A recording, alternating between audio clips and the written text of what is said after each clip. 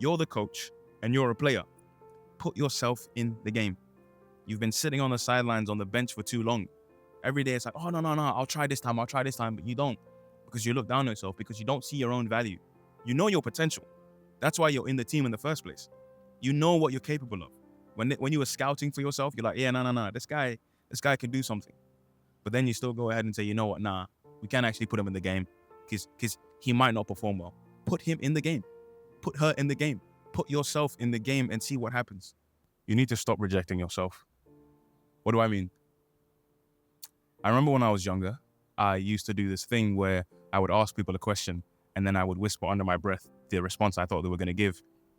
These were mostly yes or no questions. So one day I asked my mother, "Mommy, can I please go and see my friend?" And I whispered under my breath, "No." I don't even understand why or how I started doing that, but I started doing it. And rarely did people actually hear me give that my personal response to the question I asked them. But this time, my mother heard me say no, and she said, she was actually going to think about it. I don't believe her, by the way. I knew she was going to say no, but that's not the point.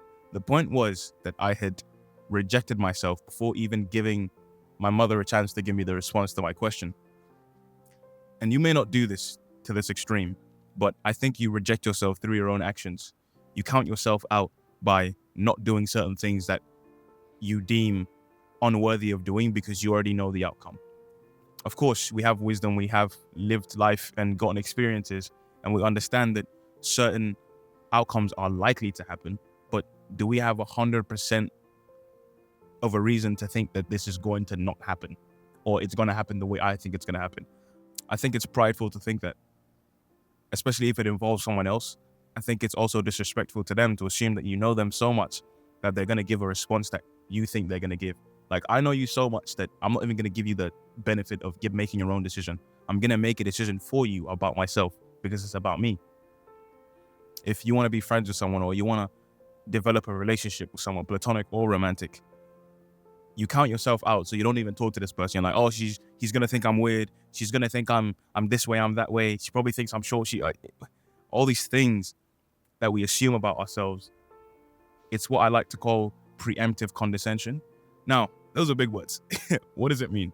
Well, to preemptively do something means to take action in order to prevent an anticipated event from happening, or to acquire or appropriate something in advance. Now, what does condescend mean? To condescend means to have or show a feeling of patronizing superiority, snobbish, scornful, disdainful, haughty, stuck up. And you might ask, David, how can I look down on my own self? Ask yourself that question. You do it all the time. You count yourself out before someone else gets the opportunity to count you out. You don't give people the benefit of making their own decision. You don't give people the benefit of acceptance. You don't even put an option in front of them to make a decision. You make the decision for them. And doing that loses us so many opportunities in life. Like, if you don't take the risk, if you don't bet on yourself, if you don't actually believe that you have something to offer to this world or whatever situation you're in, and you don't bet on yourself in that moment, you're denying yourself of so much opportunity, so much flourishing that you don't even know. The consequences of you not actually trying is unknown to you, just like the consequences of your inaction. If you don't actually take the action, you don't know what's going to happen. You think you know what's going to happen. You've assumed in your head that you're so wise and so smart that you know exactly how this is going to go, but you don't. You really don't. I don't know how else to say this. Let me give you an example. Let's say you want to apply for a job, right? And you look at the description and it's your dream job, but you look at the qualifications and it doesn't quite match what you have. And because of that, you decide, I'm not going to apply for the job. And I understand that. That makes logical sense. But here's the thing. Making the decision on who they hire is up to the job. It's not up to you. Let's just say you apply and for some reason they pick you for an interview. You're surprised. You go to the interview and you're gelling really well with these people. You're having a great time. There's a great dynamic. And you're like, oh, this is great. There might actually be a chance for me to get this job. And then you get the job.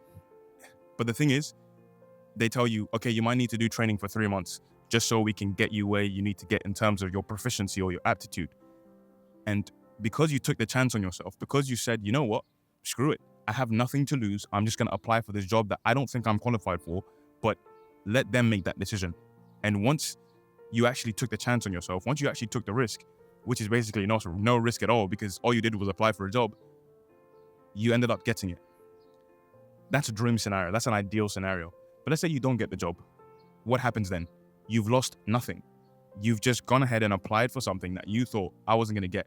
And then if you end up getting it, fantastic. If you don't end up getting it, you already knew it. And that's a win-win. If they actually pick you for the job that you didn't think you were going to get, you're going to be so excited. You're going to be on cloud 9. But if they don't pick you, you get to pat yourself on the back and say, you know what? I knew you weren't going to pick me. I'm so smart. I am so wise. I'm sure you can be happy with yourself that you knew exactly what was going to happen. But the thing is, 9 times out of 10, we have to take the risk anyways. We have to make the decision anyways. We have to risk being rejected or getting the outcome that we don't want to get just to make sure that, okay, yes, this is exactly as I thought it was going to be.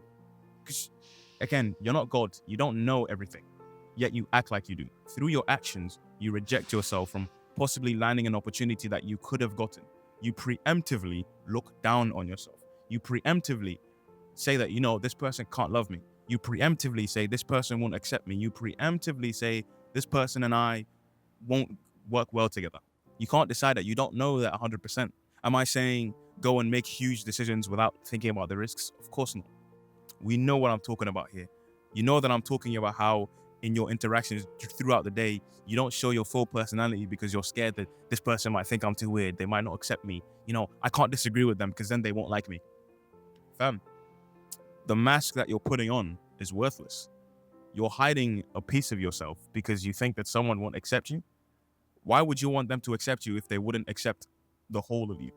If they only accept a part of you, why would you want someone like that's approval? And it sounds crazy, but give people the opportunity to reject you alongside the opportunity to accept you. Because those two options are always present, but you eliminate the option of being accepted by not even trying, by not even putting yourself in the game. Put yourself in the game. You're the coach and you're a player. Put yourself in the game. You've been sitting on the sidelines on the bench for too long. Every day it's like, oh, no, I'll try this time, but you don't. Because you look down on yourself, because you don't see your own value. You know your potential. That's why you're in the team in the first place. You know what you're capable of. When you were scouting for yourself, you're like, yeah, no, this guy can do something. But then you still go ahead and say, you know what, we can't actually put him in the game because he might not perform well. Put him in the game. Put her in the game. Put yourself in the game and see what happens. You think this YouTube thing that I'm doing, I know it's going to blow? I don't. I have no clue. I don't know exactly what's going to happen, but I'm assuming that, you know what, there's potential that this might do well. Because there's a bunch of people I watch that started from where I started from.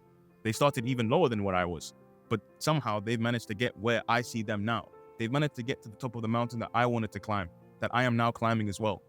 You want to get to the top of a mountain, but you've rejected yourself. You've counted yourself out before even climbing that mountain. You've already decided that you're incapable of climbing this mountain, but you don't even know that. You haven't even attempted to climb this mountain. So all you do is sit at the bottom of the mountain, just watching videos about climbing the mountain. You're watching other people climb the mountain. You're seeing yourself potentially, maybe, possibly thinking about a plan to maybe start climbing the mountain. But you're not actually climbing the mountain because you don't believe you can actually climb it. I believe you can.